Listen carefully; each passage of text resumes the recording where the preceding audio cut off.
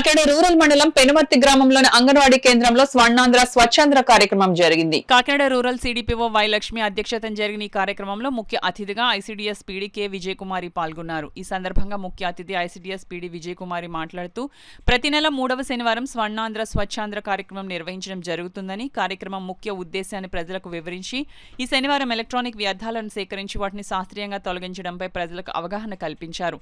అనంతరం స్వర్ణాంధ్ర స్వచ్ఛాంధ్ర ప్రతిజ్ఞను గ్రామస్తుల చేత ఆమె చేయించారు. ఈ కార్యక్రమంలో పాల్గొన్న గ్రామ సర్పంచ్ పెంకే ఆనంద్ కుమార్ మాట్లాడుతూ ప్లాస్టిక్ వాడకాన్ని మానుకోవాలని సూచించారు. ఈ కార్యక్రమంలో విఆర్ఓ రామకృష్ణ, ఐసిడిఎస్ సూపర్వైజర్ ఎన్ పద్మశ్రీ, అంగన్వాడీ కార్యకర్తలు తదితరులు పాల్గొన్నారు.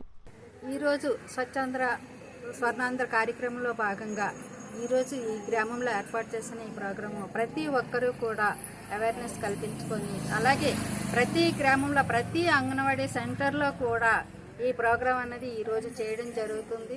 దీనివల్ల ఎంతోమంది తల్లులకి అవేర్నెస్ అన్నది కల్పించడం జరుగుతుంది. దానివల్ల ఈ వేస్ట్ మెటీరియల్ అన్నది మన ఇంట్లో లేకుండా మనం శుభ్రం చేసుకొని దానివల్ల ఈ వేస్ట్ వల్ల కారణకమైన అనేక వ్యాధుల నుంచి మనల్ని మనం రక్షించుకోవడం కోసం ఈ అవేర్నెస్ క్యాంప్ అన్నది ప్రతి గ్రామంలో ప్రతి అంగన్వాడీ సెంటర్లో చేయమని మనం అందరికీ సూచించడం జరిగింది. అలాగే ప్రతి గ్రామంలో కూడా ఈ కార్యక్రమం అనేది నిర్వహించడం జరుగుతుంది. ప్రజలు ప్రతి ఒక్కరు కూడా వారి ఫ్యామిలీలో, వారి కుటుంబంలో ప్రతి వ్యక్తి కూడా శుభ్రత అనే అంశం పైన శ్రద్ధ చూపి వారి ఇంటిని వారు పరిశుభ్రంగా ఉంచుకున్నట్లయితే సమాజం అనుకోకుండా దానికైతే పరిశుభ్రతగా తయారవుతుంది.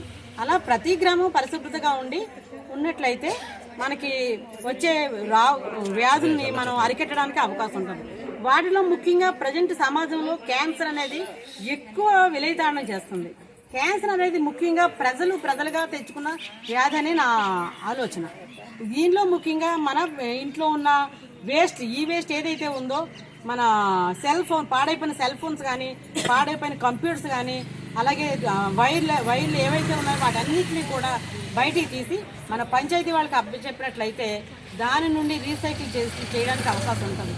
ఈ వ్యర్థాలన్నీ పెరిగిపోతుంటే ఎన్ని కోట్ల టన్నులు వ్యర్థాలుగా పెరిగిపోయి అవి సమాజానికి చాలా హాని చేస్తుంది. అలాగే భూమిలో కూడా అవి ఇంకని కారణంగా కూడా భూమికి, పర్యావరణానికి కూడా చాలా హాని చేస్తుందని ఈ కార్యక్రమాన్ని నిర్వహించడం జరుగుతుంది.